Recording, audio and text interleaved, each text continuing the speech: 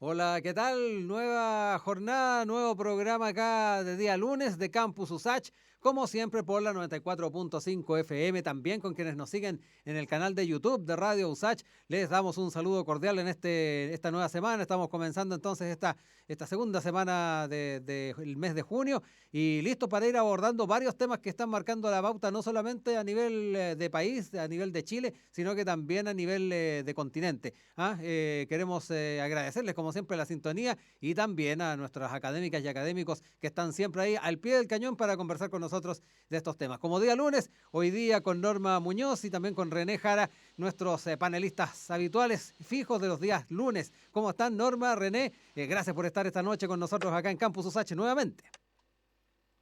Hola, ¿cómo estás, Rodrigo? ¿Cómo estás, René? ¿Qué tal? Hola, muy bien por acá. ¿Ustedes cómo les va? Todo muy bien, René, Norma, gracias por estar con nosotros empezar a tratar los temas de actualidad. Y bueno, el tema de Perú se ha llevado a la agenda durante todos estos días, el fin de semana siguiéndole bastante la huella a lo que fueron, ya sea el sábado, los últimos actos de parte de las candidaturas, pero además el día domingo lo que fue la elección propiamente tal. Todavía se están contando votos, todavía hay bastante incertidumbre, están bien estrechos los resultados, pero es interesante también saber, independiente quién gane esta elección, con qué escenario se va a encontrar desde la perspectiva del Congreso, que ya tiene a su haber varias presidencias que han terminado en forma abrupta y de alguna manera yo creo que se les pasa por la mente a más de alguien de que esto pueda pasar con el nuevo presidente o nueva presidenta de Perú. Y lo otro que tiene que ver también con el ir generando unidad en el país. Tratar de, con ese apoyo que se logre, tratar de ir generando las alianzas y las propuestas para tener justamente el apoyo de la ciudadanía y generar, como decía, unidad dentro de un país que está bastante polarizado.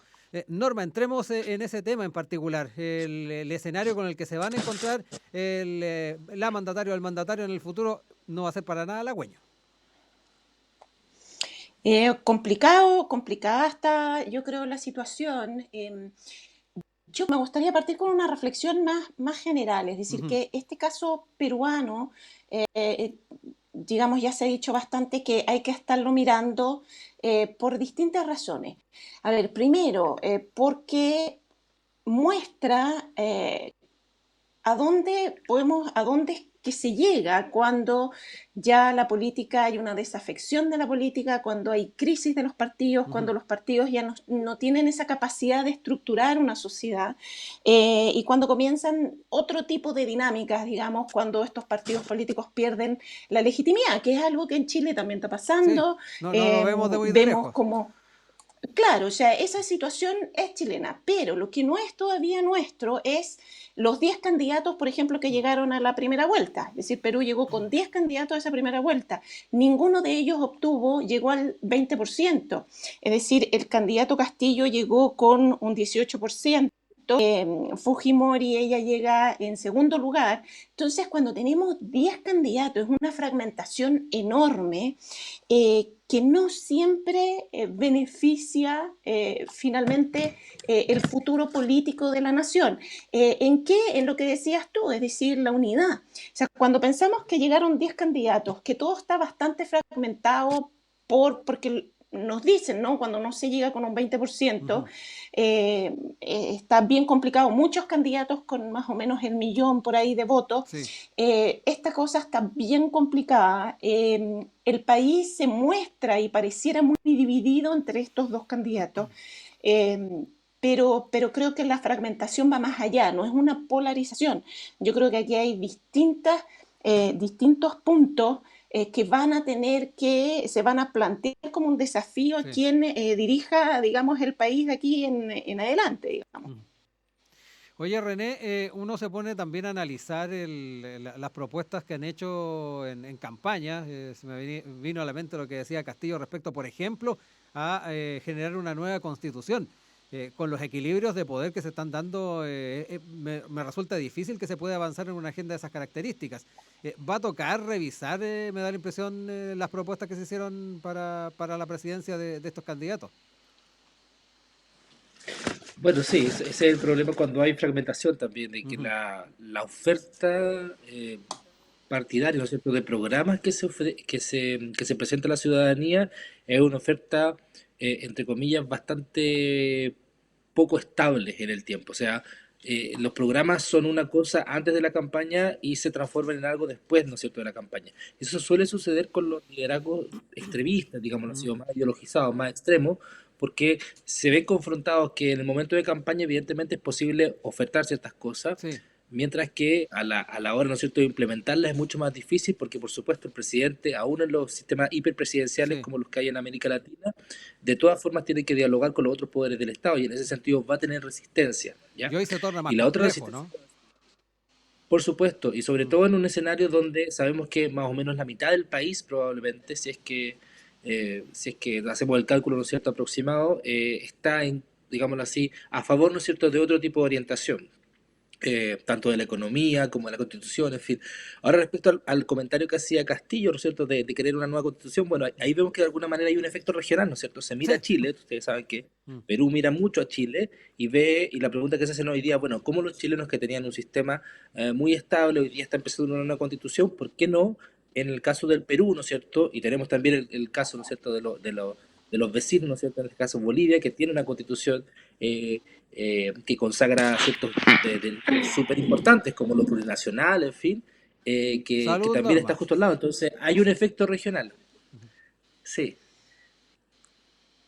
Oye, hablemos también de ese factor en lo que tiene que ver con los escenarios regionales.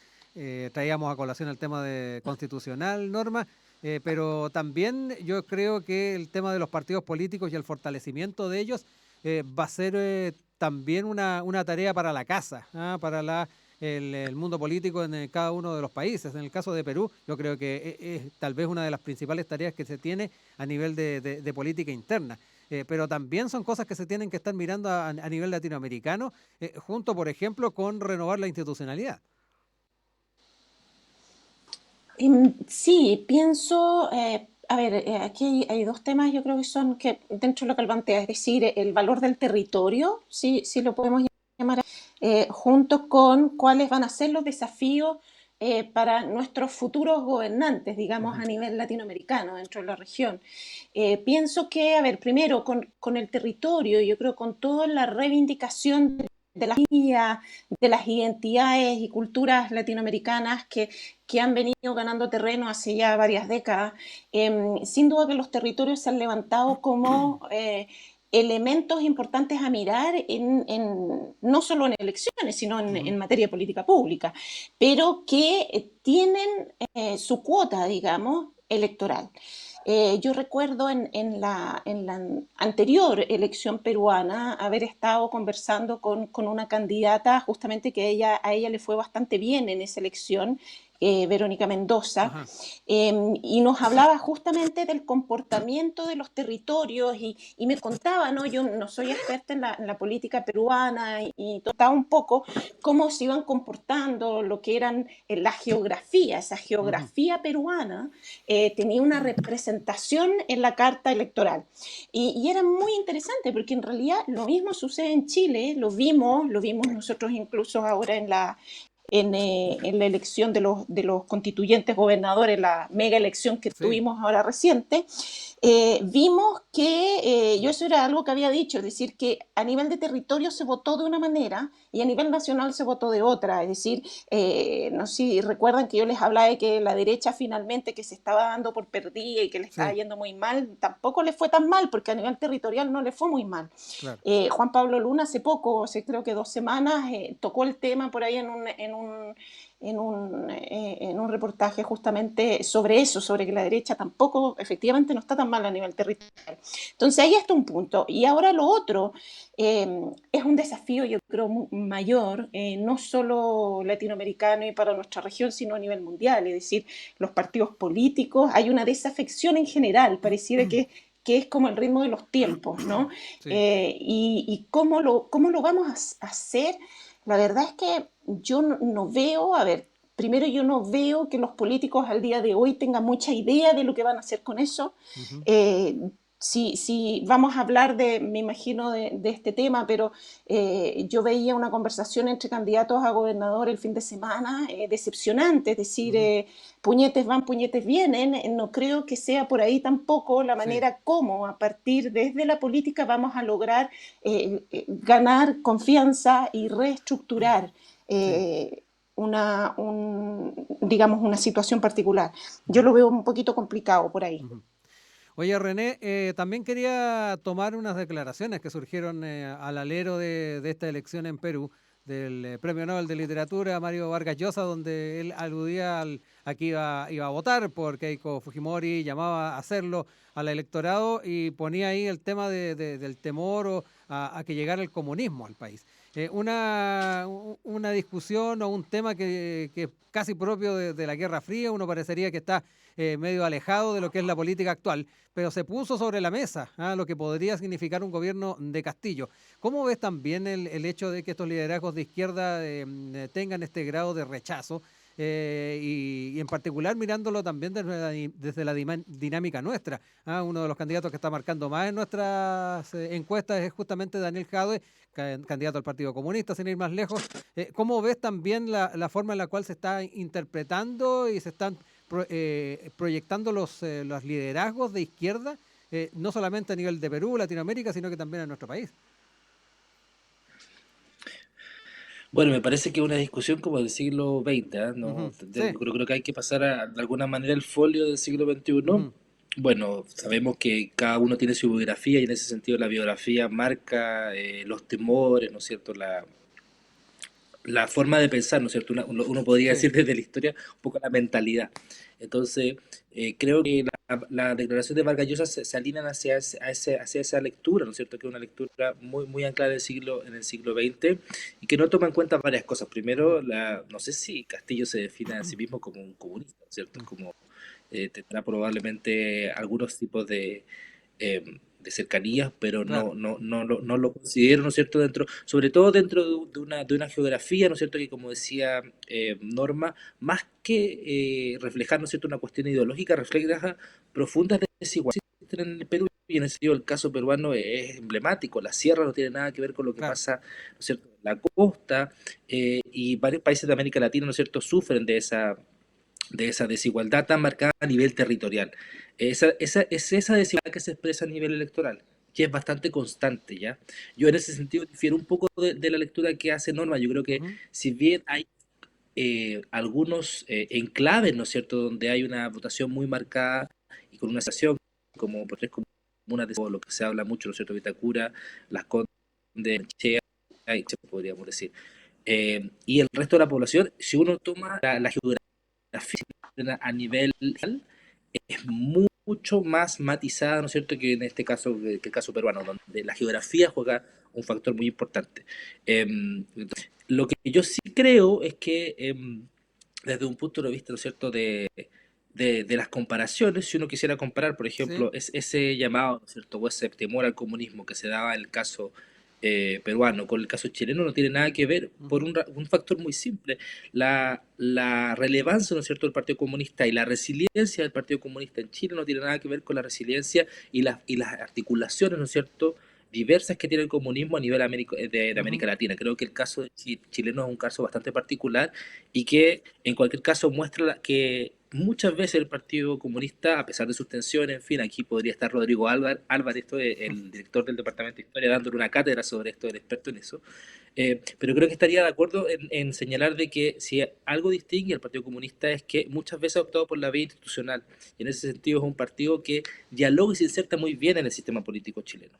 Eso es un factor relevante, y hoy día eso es lo que muestra, ¿no es cierto?, el posicionamiento de Daniel Jadwe, ¿no es cierto? Es una candidatura que no es, si bien puede parecer contestataria, no es una candidatura que yo diría o que yo clasificaría que estuviera por fuera del sistema, sino que todo lo Claro. contrario. Es una candidatura que dialoga, es una candidatura que sabe, por supuesto, cuáles son sus diferencias y que en ese sentido no se hace mucho, no es homologable, ¿no es cierto?, la realidad que se vive en Perú. Estamos en Campus Usach hoy día con René Jara, con Norma Muñoz, que como cada día lunes comentando los temas de actualidad, hoy día quedándonos un ratito también con lo que está pasando en Perú. Vamos a escuchar música de Subdragons, I'm Free, y volvemos en un instante acá en Campus Usach.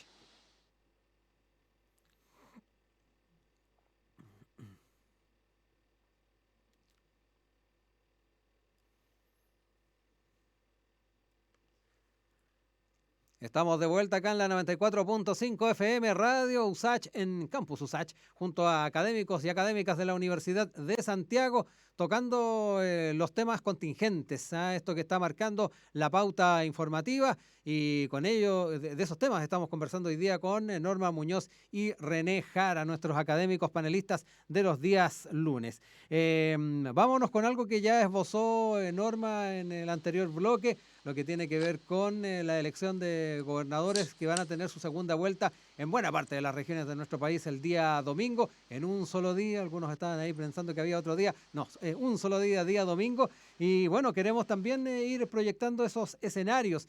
René, Norma hablaba de que al menos en los debates que se han observado, han habido más combos, alusiones al otro candidato, que tú no tienes experiencia, que tú estuviste en tal gobierno, otros que dicen que tu programa no entrega demasiados detalles. En fin, se han ido un poco a la pelea chica más que tal vez hacer propuestas más de fondo. Hablemos un poco de cómo has observado también estas semanas que han pasado entre la primera vuelta y lo que va a ser la segunda vuelta del día domingo, y si efectivamente has visto de que estas candidaturas, estas propuestas están llegando efectivamente al electorado que yo no sé de qué manera también va a estar participando el próximo domingo, tomando en cuenta que es una sola elección, no están los convencionales, no están tampoco las de alcaldías y concejales. Sí, en el caso chileno, ¿no es cierto? Sí, caso chileno, exactamente. Sí, claro, me había quedado pensando en Perú y a propósito de lo que había pasado en Perú. Y claro, la realidad es asimilable y hay ciertas semejanzas y diferencias, pero centrándose en el caso chileno, creo que, claro, la elección, bueno, es una elección que se va a dar en una región metropolitana y en un país que está Sí. semi-confinado, ¿no es cierto? No hay que olvidar nunca eso. El efecto de la vacuna todavía no se deja sentir completamente y hay bastante incertidumbre desde ese punto de vista. O sea, la situación en que se produjo la primera vuelta no va a ser la misma situación que se produjo en la segunda. Y eso podría desinhibir el voto claramente. O sea, Ujú. yo creo que va a haber mucha movilización de votantes convencidos. Y en ese Ya. sentido, lo que habría que mirar desde un punto de vista, no quiero avicinar ningún tipo de proyección, pero lo que uno haría racionalmente es mirar cuál es el índice de rechazo de los candidatos y cuál es el Ujú. índice de aprobación. Yo creo que el índice de aprobación va a ser mucho más parecido a lo que de lo que va a recibir el candidato que el índice de rechazo, que probablemente le va a jugar en contra, ¿ya? Eh, o sea, más bien vamos a votar por lo que estamos muy seguros y vamos a reforzar eso, y los que están muy en contra no se van a movilizar. Eh, eh, Eso, es difícil avisorar la tasa de participación que va a haber, Sí, pero yo creo que en ninguno de los casos, o sea, el buen resultado para el gobierno sería rescatar al menos dos, ¿no es cierto?, de esas ujú, gobernaciones que están sí, en disputa. Eso ya sería un buen, porque los mantendría, y cualquier resultado por debajo de eso va a ser leído como una segunda derrota del gobierno. Esta es como mi lectura sí. general, y creo que va a estar muy disputado, o va a haber mucha disputa, todavía Mm. durante toda esta semana va a haber mucha disputa, por posicionar, ¿no es cierto?, los dos candidatos de la región metropolitana. O sea, eso va a ser Sí. una elección clave, ¿no es cierto? Antes se hablaba de que la municipal de Santiago definía, ¿no es cierto?, mucho cómo venía el escenario político a nivel nacional. Bueno, hoy día yo creo que la de gobernadores se está posicionando claramente como un predictor, ¿no es cierto?, de lo que Sí. podría pasar después. Sí, antes de darte la palabra, Norma, tú hablabas, René, del tema del rechazo, el grado de rechazo que puedan tener las candidaturas y cuánto también puede marcar eso los escenarios ya con los resultados finales. Durante la semana pasada hubo ahí una reunión entre la candidata Oliva y el candidato Maltés. Algo que dentro de algunos integrantes del Frente Amplio no fue bien visto. Por ahí Boris te decía que él no habría jugado con eso, tal vez, no se habría juntado con Maltés. Eh, ¿Cómo ves también ese escenario que tiene que ver con la metropolitana y esos votos que no son pocos? Los votos de Maltés, los votos de Natalie Joniant del Partido Ecologista, que no son pocos, son del orden del 30% de la elección anterior. Sí, yo creo que esa elección está bien abierta. Todo voto cuenta, ¿no? Mm. Todo suma en este tipo de elecciones y pienso que sin duda va a ser como siempre es en política, es decir, aquel que sea capaz de movilizar. a su electorado, va a ser quien va a ganar. Ahora, como eso no está muy bien organizado, es decir, aquí en Santiago va a ser interesante ver el caso, porque tenemos a alguien de, digamos, con una carrera política, entre comillas, tradicional, Sí. que proviene del partido político, etcétera, etcétera, versus una persona que surge dentro de la dinámica de la política en Chile, y vamos a ver cómo eso resulta. Ujú. Eh, eh, yo creo que, bueno, Karina Oliva tuvo un chato como de bien hábil para no responder esa pregunta el fin de semana que se le hicieron justamente por Maltés Sí. y que Boric le había dicho, no, yo jamás, más o menos yo jamás hubiera hecho eso, que le parecía como que logró sacarse bien por ahí la pregunta, pero esos son los problemas, justamente, a ver, ahí hay una cosa que es fundamental, es decir, todos estos jóvenes que han surgido hace un tiempo, yo creo que Ujú. fundamentalmente vienen con fuerza desde este movimiento por la educación en 2011 en adelante. Yo creo que ahí es Ujú. donde se empiezan a perfilar ya de Sí. manera más importante, a tomar cargos en la política y todo eso.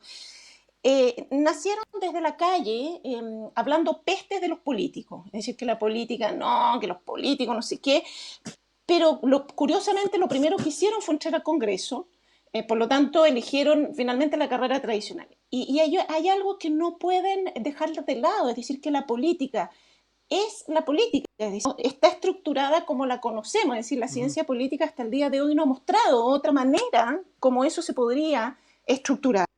Si no es sobre la base de las coaliciones, ya no hablemos de partido político, pero Sí. al menos coaliciones. Entonces, eh, si tú necesitas esas coaliciones, acéptalo, es decir, no, digamos, rechaces ni le des la espalda a estas coaliciones, a esta negociación, porque la base de la política es esa. ¿Y qué pasa? Que Karina Oliva viene de una dinámica donde eso es pésimo, eso no se hace. La Y bueno, y cocina vemos le que dicen, ella ¿no? para ganar, claro, el que le dicen la cocina y que además, qué rico que lo nombras ahora, porque este término de la cocina desprestigia un elemento básico que hasta el día de hoy es importante en política, es decir, los acuerdos se llegan a través de diálogo. Y ese diálogo podemos ponerle el nombre de negociación, podemos ponerle el nombre que queramos, pero es a través de diálogo, porque si no, lo que está al frente es la violencia. Mm. Y como no, como en principio, y es justamente el problema que está teniendo América Latina ahora, decir por dónde nos vamos a ir, yo creo que tenemos que continuar la senda del diálogo y esa senda implica negociar, implica, o pongámosle otro término si queremos, entonces implica que hasta Karina Oliva, que surge desde estas otras dinámicas donde la cocina es horrible, no vale la pena y todo, lo va a tener que hacer y lo está haciendo. Ujú. Lo hizo ya con Maltés, hay otros candidatos que no han, digamos, han dado libertad, no se han expresado al respecto. Y yo creo que ahí hay puntos importantes respecto a entender que esas son las dinámicas, es decir, es a través de las alianzas, de las coaliciones, de las negociaciones que van a ganar los candidatos que van a ganar aquellos que van a haber hecho las alianzas necesarias para motivar y Ujú. para motivar a las personas, digamos, para ir a votar. Ahora, la participación, yo pienso que va a estar muy baja este domingo. O sea, Ujú. digamos que yo creo que no es minuto de, yo no haría mi apuesta respecto a cuánta gente va a participar. A mí que me encantan estas apuestas, pero yo creo que para este domingo está complicado. Sí. Yo creo que Pronóstico hay que llamar a la reservado. gente a votar. Sí, Pronóstico pronóstico reservado. reservado. Yo creo que sí, hay que llamar a la gente a votar, pero sin duda pienso que va a pasar como dice René, es decir, aquellos que estaban o sea, que están rechazando de cierta manera estos candidatos no se van a movilizar para votar, van a Ujú. ir a votar solamente los convencidos. Entonces ahí vamos a ver cuántos convencidos tiene cada candidato, que es una Sí. buena información, ¿eh? Repito, una buena información de cómo finalmente cuál es el respaldo que tienen estas dos Mm. dinámicas de la política Sí. distintas que representa, por lo menos a nivel de Santiago, Rego con Oliva. Sí. René, hablemos también del tema de los apoyos, los liderazgos, dónde se irán también los votos de Catalina Parot, que esa también es una pregunta que es válida hacerse, si muchos piensan que es muy probable que se vayan a Claudio Rego. Hablemos de también ese trasvasije de votos, porque a pesar de que los candidatos dicen que no, que los votos no se entregan de un lado a otro, es la ciudadanía la que elige. hay sensibilidades que hacen a un votante inclinarse por otro candidato que no fue con el que votó en la primera vuelta. Tal vez sea de los no convencidos de los que tú aludías anteriormente, algunos de estos votantes que optaron por otra alternativa que no está en segunda vuelta. Sí, yo creo que lo interesante desde ese punto de vista es cómo se ha tratado de, eh, permítanme el neologismo, ¿Ya? primarizar esta elección de gobernadores. Primarizar en el sentido de que se intentó trasladar la primaria del Frente Amplio eh, hacia el espacio, ¿no es cierto?, hacia el espacio de la elección de gobernadores.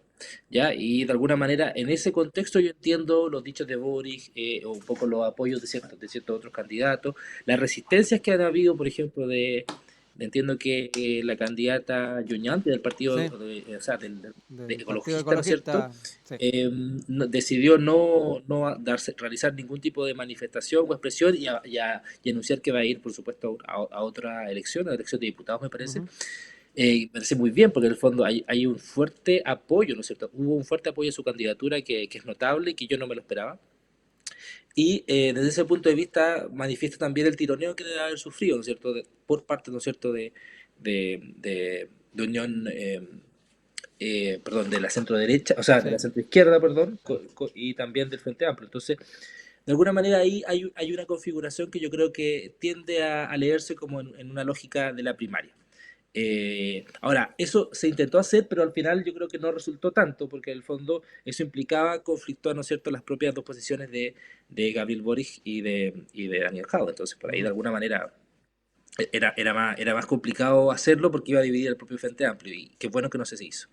Y en mi lectura, ¿no es cierto?, de cómo va a funcionar la derecha, yo creo que la derecha ha sido bastante cauta, no por el factor Orrego, sino que por el ¿Ya? factor Proboste, ¿no es cierto? El factor Ujú. Proboste hoy día es muy importante, según la encuesta que conocimos entre ayer y hoy día, ¿no es cierto? Sabemos que está marcando lo mismo, ¿no es cierto? Está a la paridad, ¿no es cierto?, con Daniel Jadwe y con Joaquín Lavín, lo que la pone, por supuesto, en una Sí. posición de preponderancia absoluta.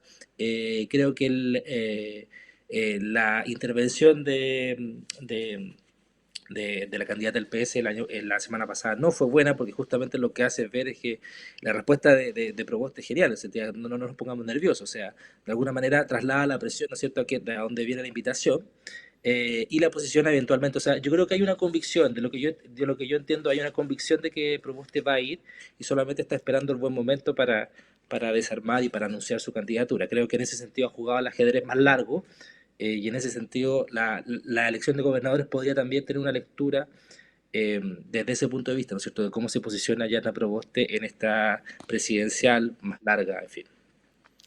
Norma, brevemente para ir cerrando ya el bloque, hablemos un poco también de ese voto de derecha, esos votos que quedaron de Catalina Parot, y también cómo crees tú se van a ir comportando esa sensibilidad de ese electorado que vio en Catalina Parot una posibilidad.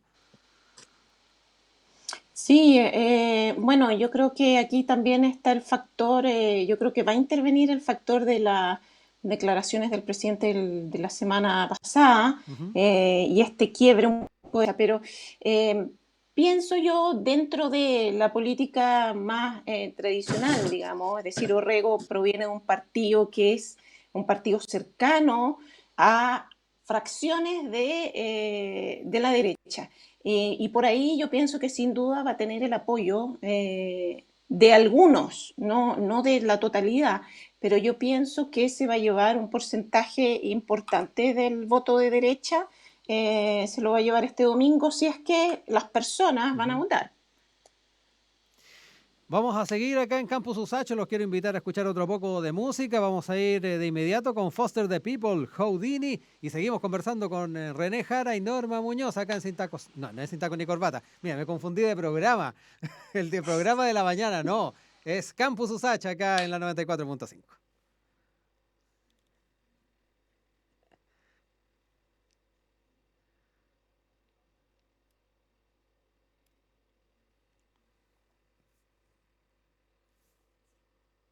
Seguimos con ustedes ya en este último bloque de Campus USACH por la 94.5 FM, no sin tacos, para los que no se asusten que ahora estamos con horario nocturno. No, es Campus USACH, nuestro programa con académicas y académicos de la Universidad de Santiago tocando los temas de actualidad. René Jara, Norma Muñoz están con nosotros. Se alcanzaron a asustar ahí con la presentación o el cierre que estaba haciendo del bloque anterior. Oigan, estuvimos la semana pasada hablando del mensaje presidencial, de la cuenta pública, donde hicimos ahí algunos alcances de por dónde podrían ir también algunas de las propuestas. Sorprendió bastante el impulso que le va a dar el presidente al matrimonio igualitario. Yo creo que eso fue lo que marcó esta cuenta pública de la semana pasada. Por ahí también estas disculpas que se pidió por la forma en que se estuvo asumiendo el tema de la pandemia y que no se pudo llegar con los apoyos a todos. Se echó de menos, eso sí, por algunos sectores políticos, el que no se pidiera disculpas por el tema de las violaciones a los derechos humanos que se hicieron durante el estallido o post-estallido. Entremos también en eso, no sé con qué sensación se quedaron Norma, René, con la cuenta, respecto también de lo que conversamos la semana pasada y qué impresión les dejó este impulso al matrimonio igualitario, que no deja de ser una señal importante para la ciudadanía, pero no cayó para nada bien en la coalición y particularmente en la UDI. Norma. Sí, pues el presidente volvió a lograr ahí un puntito en distraer las cosas, en jugar solo y dejar ahí vamos a decir, un espejismo, es decir, ahora todo el mundo se puso a hablar sobre el matrimonio igualitario y la cuenta pública sí. Y todo el resto de las cosas pasaron ni siquiera a ese plano, es decir, a ningún plano, porque no se habla. Sabiendo que además el ritmo de lo que son las urgencias en el Congreso, así como le pone hoy día suma urgencia, en un mes más podría quitársela y ahí quedó, digamos. Entonces yo tampoco haría un gran... a ver, respecto a lo que... no lo tomaría como un gran escándalo, que terrible, que el presidente, que no sé qué. Yo creo simplemente que él jugó solo una estrategia que... Por un lado, a mí, yo no sé si ahí él tuvo un poco de ceguera, porque evidentemente fue una excelente estrategia para dejar de lado todo el resto de los temas que están complicando al gobierno. Pero por otro lado, ¿será que no pensó la crisis de la derecha que iba a generar su declaración? Es decir, ahí es donde yo no termino de no entender mucho al actual presidente respecto a esa decisión. Y me sumaría a todos los analistas que dicen que jugó solo, es decir, que dejó como que es parte de él, digamos, y que él deja de pensar en este colectivo finalmente que lo lleva a la presidencia y con el cual él gobierna, porque los tiene, ¿no? O sea, el gobierno no es solamente el presidente de la República, sino también una serie de ministros, etcétera, etcétera, apoyo en el Congreso, en fin. Sí.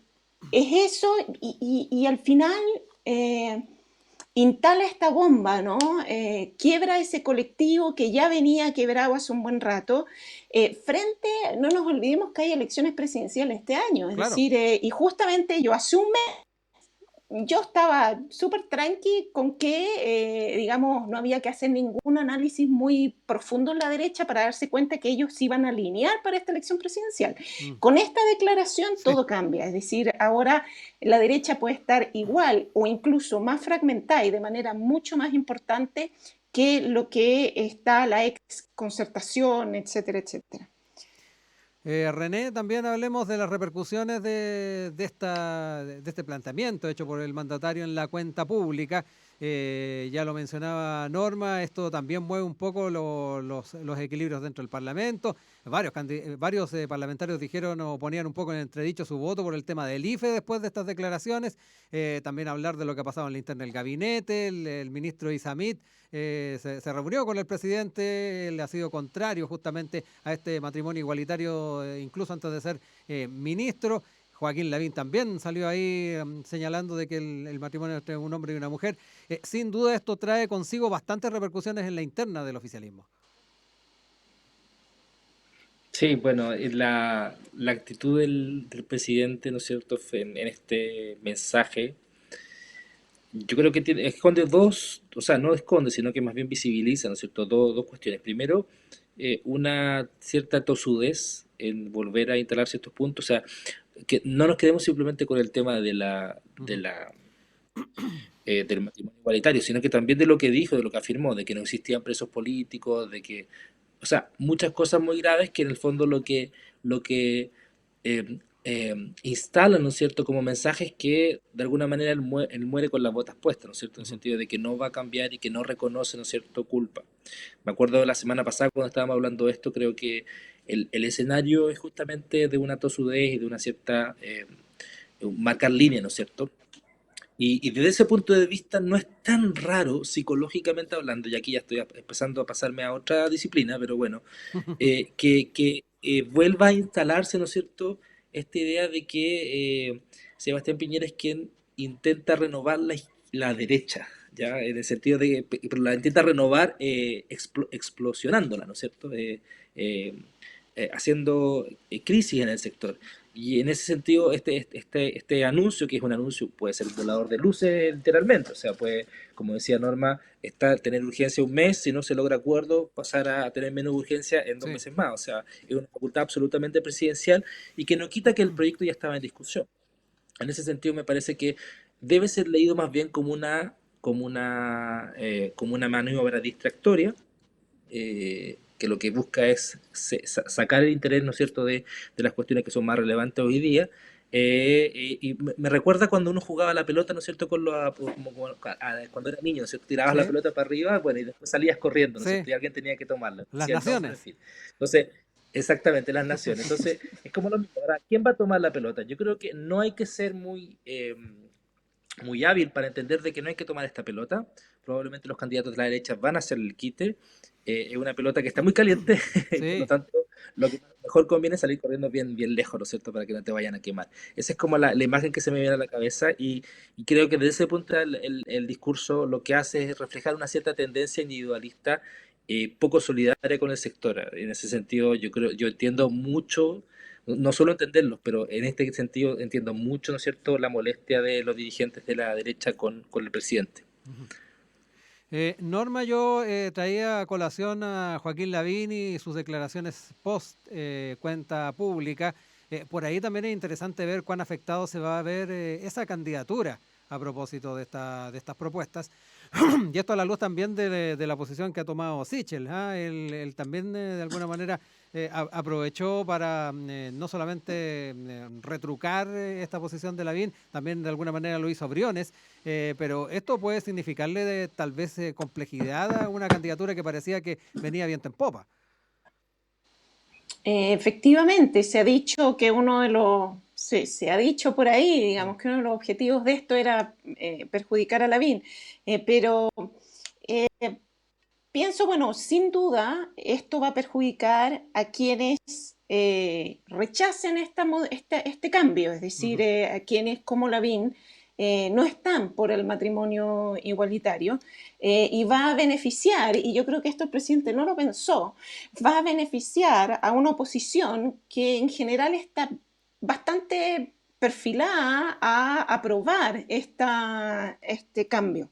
Eh, y pienso que, a ver, Chile siempre ha tenido problemas para abordar estos temas Sí. valóricos. Yo no me voy a olvidar nunca la píldora del día después, o Mm. sea, El Dios, divorcio. o sea, es el divorcio, o sea, en pleno siglo XXI. Es como la Nata una vez dijo por Chile respecto a la reforma educacional, me acuerdo con ese acento argentino, y yo lo he dicho esto en esta radio, dijo, mira, si los chilenos son muy curiosos, o sea, ahora están debatiendo si la educación es un derecho o no, y se moría la risa, porque claro, es decir, uno de los derechos consagrados de la sociedad del siglo XX, el derecho a la educación, entonces, no, pero los chilenos lo siguen debatiendo, entonces, siempre los chilenos en estos temas valóricos, eh, hay problemas. Ahora, ¿por qué? Porque pensamos distintos, pues, pensamos Mm. bien distintos. Y yo creo que ahí, yo creo que ahí hay un llamado a los políticos a pensar bien cómo van a abordar esto, ya no por una dinámica de Sí. yo quiero ganar o perder una elección, sino a seguir fragmentando la sociedad. Es decir, los chilenos sí pensamos distinto respecto a esto. Yo pienso que una mayoría está por el matrimonio igualitario, encuestas en eso, pero esto no es una estrategia, es decir, yo aquí llamo a no mirarlo como el presidente Piñera que lo tiró como una estrategia, es decir, por ahí Jorge Navarrete el fin de semana hablaba sobre, yo no creo en lo absoluto que el presidente en algún minuto se sentó a pensar con su equipo y todo y decirse que efectivamente la sociedad chilena, su desarrollo, esto vendría, sería coherente, no. O sea, esta cosa fue un interés, una sumatoria y una estrategia racional.